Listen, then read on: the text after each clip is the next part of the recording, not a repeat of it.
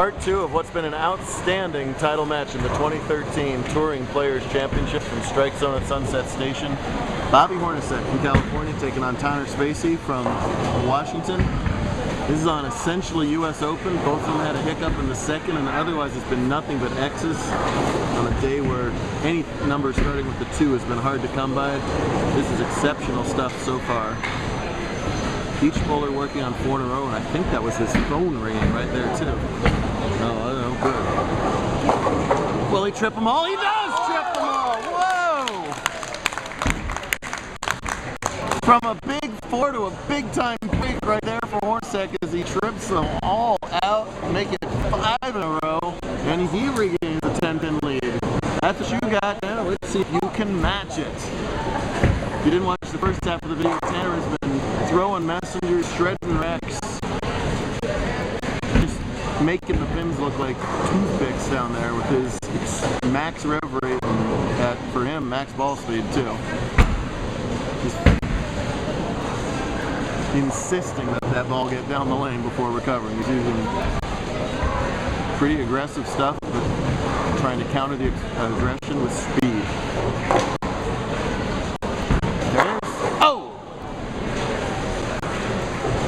Just a little bit tighter than his previous shots. The results are ring and 10. Certainly could have carried. He'll fall behind in the match with leaving it. Has to now recover himself and spare it, not fall further behind. Wow. Tanner, the top seed at plus 429, did not run away with the tournament like we saw James do in the handicap division. It was back and forth between him, Dan Hansen. Hornacek grabbed the lead for a little while. A couple other bowlers too. Jamie Covine. Really competitive semi-final field. Everybody bowled 10 games, 5 games each on 2 different patterns. Half of them bowled 5 games more on a 3rd pattern. 10 of them bowled 8 games more on this 4th pattern here. So the ultimate test of versatility and skill.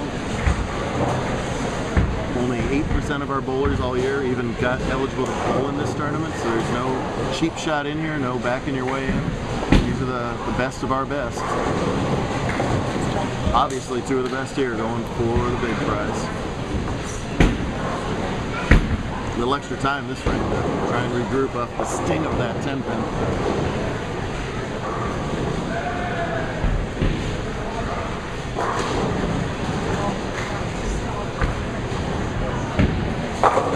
Does it ever. Look at that. That head pin would have taken out the 5 if he accidentally left it, the 6, the 10, gotten another 5 pin, and the 7. Everything went across the deck twice. Good Lord. Yeah. Oh my goodness. Most Vegas bowling centers are known for pretty juicy kickbacks, but that's just unfair. Good Lord. However, all that fancy stuff at the end of the pin deck still translates into a deficit as Hornacek is working on 5 in a row. If he can make it 6 in a row, he'll start to put a hammerlock down on this match.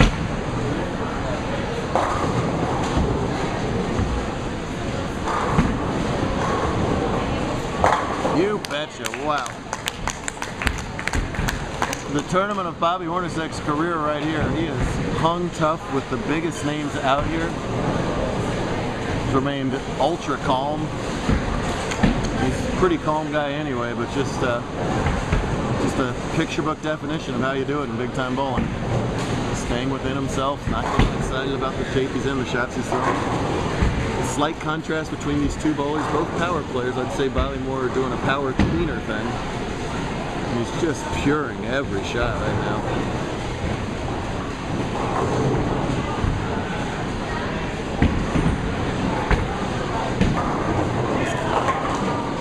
Wow. That ball sailed on him through the break point and almost left the light pocket 410. That would have been a tragic bad break right there. Very happy to leave the 10-pin as it is. If he spares, he'll be going at a 237 pace. That strikes spare the rest of the way. The best Tanner can do is strike out for 247. So it's going to come down to who can put the X's on the board in the 9th and the 10th. First things first, though, make those spares.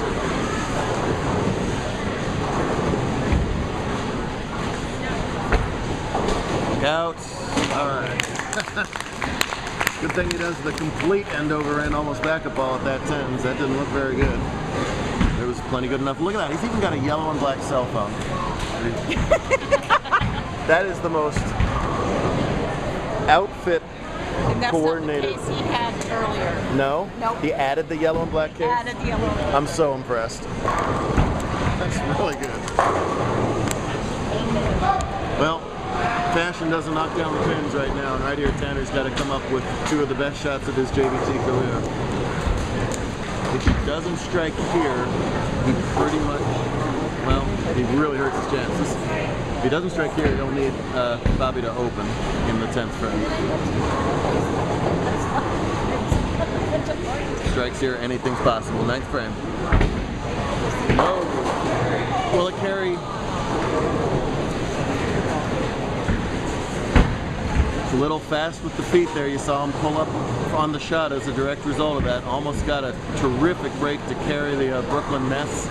As it is, he is now in trouble.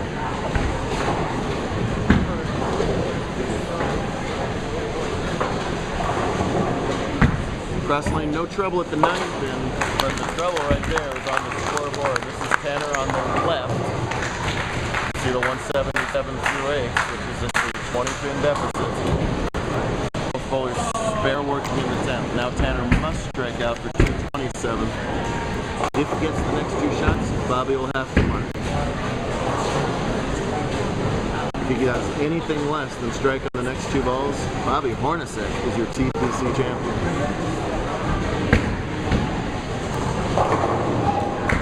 A season of work to get into this tournament. No title more important to our bowlers.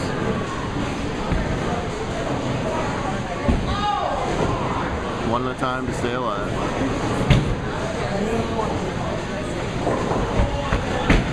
Better shot. All right. Tilts the 10 pin out on that one. You see him not pop up out of that shot. He hasn't popped up in any of them except that 9th frame.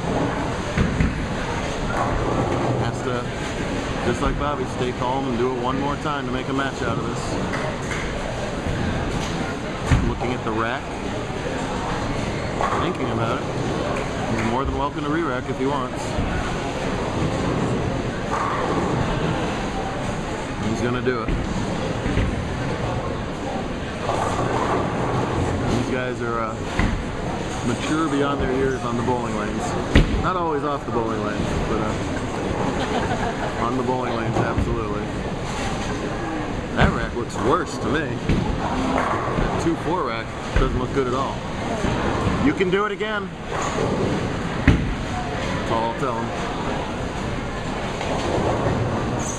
Alright, he's going to shoot that rack. Doesn't that 2-4 look a little off? Yes. I would hate to see him come in light here and not get the carry. There's no set rule on re-racks with us or limit like that. As long as you got a reason to do it. Well, didn't matter. Wasn't a good shot anyway.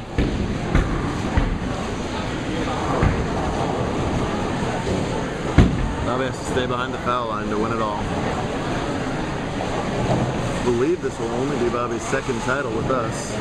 He must have titles with Cat, right? 216 is an excellent effort, but I know it's a disappointing one for him right here. And what a moment for Bobby here. What a moment for California. Yeah. SoCal sweeps the TPC. Of course, not the main TPC. The girls' TPC was won by Corrine Lieber from the Northwest. So the Northwesterners still stayed dominant in something. But Shauna and Bobby take it all back to Cali. And well deserved too. What an absolutely outstanding title game for people.